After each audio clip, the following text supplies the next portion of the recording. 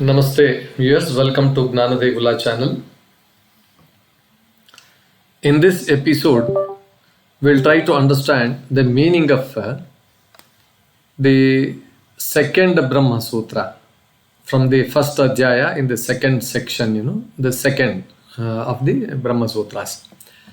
The Brahma Sutra goes like this: Om Vivakṣita-guṇa-upapatteśca. Om Vivakṣita-guṇa-upapatteśca.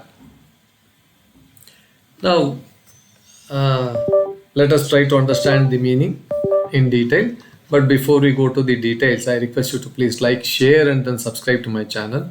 And then please go through the contents. Please go through the video completely and then without skipping, and then post your comments in the comment box. Thank you, viewers. Now, coming back to the sutra, Vivakṣita, that means that which is intended, that which is meant, that which is Vivakṣita, that is desired to be taught, desired to be told. Gunaha means attributes, qualities. Upapatteḥ, that means logical or appropriate. It is sorry, because it is logical, because it is appropriate, and continues with the next sutra. So this is the meaning. This is the word to word meaning. Now, how do we understand this? Here, let us open up little by little and then try to understand the meaning. So now, and because the intended qualities of Brahman, the intended qualities of Brahman are logically applicable.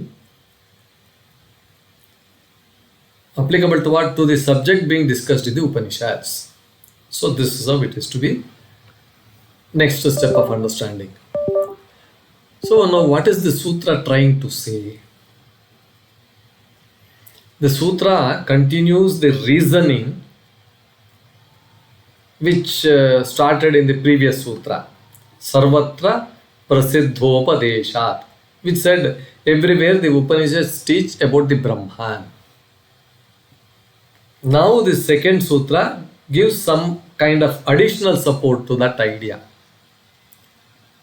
The main point is, wherever the Upanishads describe something as being all-pervading, unchanging, eternal, all-knowing, the cause of the universe, eternal and blissful, all these qualities, that is gunas, they all belong to Brahman and Brahman only.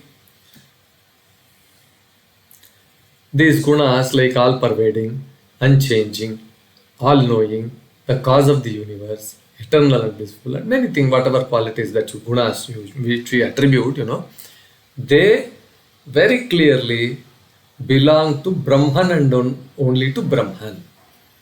And they do not, qualities belong to space, akasha, air, vayu, fire, agni, or any limited entity. So they don't belong to this, they belong only to Brahman. So when those attributes are mentioned in the scriptures, the logical interpretation is that they refer to Brahman only. They might refer to Akasha, Vayu, or something else independently, but they don't actually belong to that. It belongs to only Brahman. This is what this sutra is trying to say. So, what's the background for this is, some Upanishadic passages might mention other things like prana, life force, light or space in cosmic ways. So the reader might mistakenly think they are being presented as the ultimate reality. Prana is the ultimate reality, light is the ultimate reality, space is the ultimate reality. No, it is not that.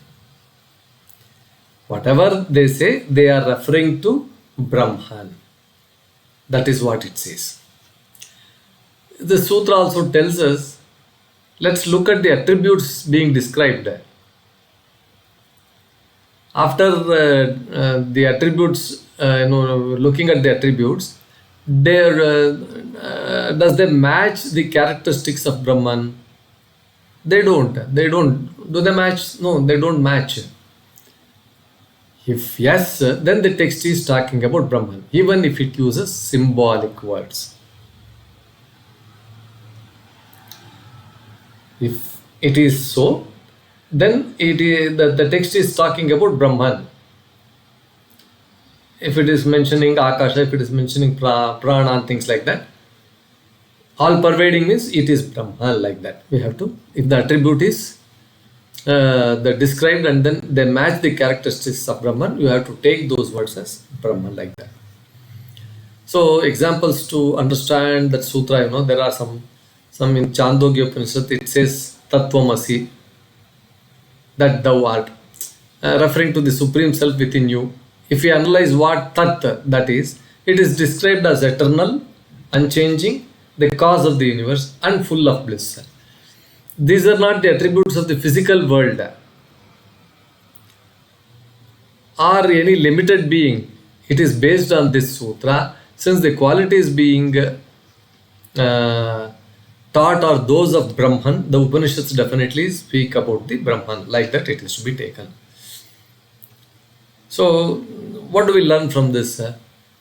Clarity of a scriptural meaning. By studying the Upanishads, don't be misled by terms like light, space, air. Look at the qualities described.